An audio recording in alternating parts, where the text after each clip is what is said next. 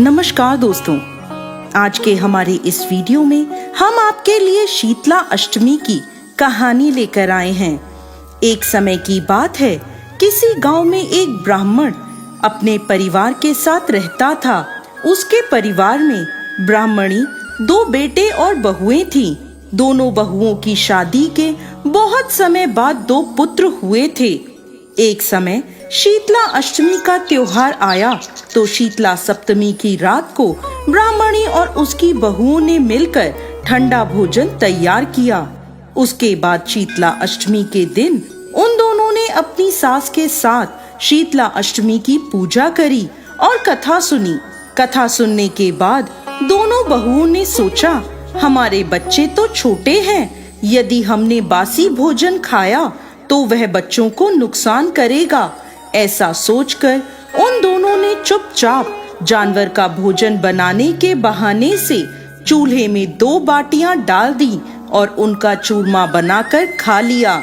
इसके बाद दिन चढ़ने पर जब दोनों बहुएं अपने अपने बच्चों को उठाने गईं, तो उनके होश उड़ गए। उनके दोनों बच्चों की सांसें नहीं चल रही थीं। यह सब शीतला माता के प्रकोप से हुआ था। विवश होकर दोनों बहुओं ने चूरमे की सारी बात अपनी सास को बता दी। तब ब्राह्मणी ने अपनी बहुओं से कहा, तुम दोनों ने शीतला माता का अपमान किया है। अब तुम दोनों मेरे घर से चली जाओ और इन बच्चों को जीवित लेकर ही मेरे घर में वापस आना। तब वह दोनों बहुएं रोती हुई टोकरे में अपने बेटों को रखकर घर से निकल गईं। रास्ते में एक सूखा पेड़ आया जिसके नीचे ओरी और शीतला दोनों बहनें बैठी हुई थीं। दोनों के बालों में जुएं पड़ी थीं।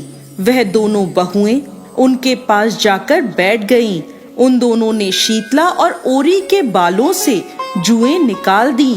जुएं निकलने से ओरी और शीतला माता ने अपने सर में शीतलता का अनुभव किया और बहुओं से कहा, तुम दोनों ने हमें ठंडा शीला किया है। जैसे तुमने हमें शांति दी है, वैसे ही तुम्हें भी शांति मिले। तब दोनों बहुएं साथ में बोली, पेट का दिया लेकर ही हम दोनों मारी मारी फिर रही हैं, परंतु शीतला माता के दर्शन नहीं हो रहे। तब शीतला माता बोली, अरे तुम दोनों तो पापिनी हो।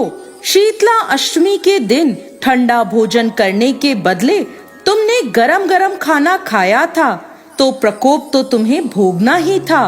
यह सुनते ही दोनों बहुओं ने शीतला माता को पहचान लिया और वह माता से प्रार्थना करने लगी।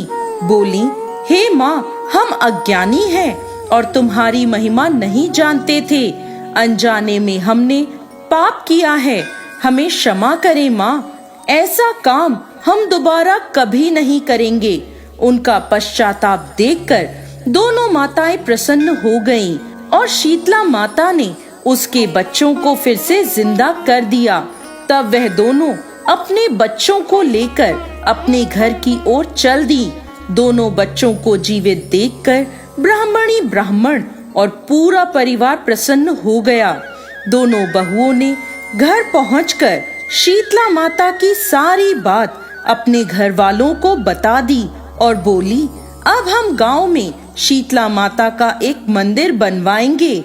उन्होंने गांव में शीतला माता के मंदिर का निर्माण करवाया और गांव वालों की श्रद्धा शीतला माता की तरफ और अधिक हो गई। हे शीतला माता, जैसे आपने उन बहुओं पर कृपा करी, वैसे ही सब पर करना। कथा अधूरी हो तो पूरी करना, पूरी हो तो मान करना। जय शीतला माता।